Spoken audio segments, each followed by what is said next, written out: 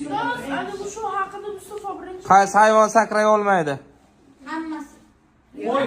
Yo'q. Fil. Ma. Fil. O'zini Hop. Sen aytdim. Ochib berasiz bitta. Alisher Navoiy Amir Temurovga qaysi tilda xat yozgan? Alisher Navoiy.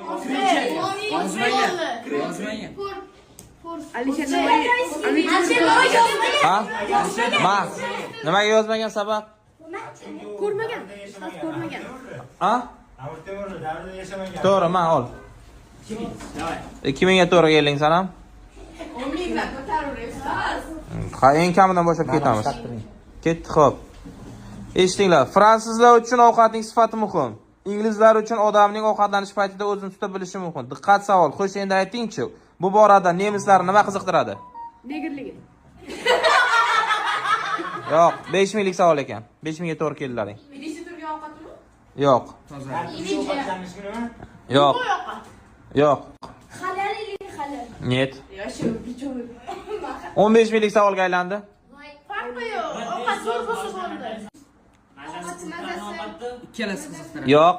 Tutish. Yo'q. Ikkalasi qiziqtiradi. Yo'q. 25 minglik savolga aylandi. Uzuni to'g'ri tutish. Yo'q. Vaqtida ovqatlanishmi? Yo'q. Ovqatmi? Yo'q. Sabr.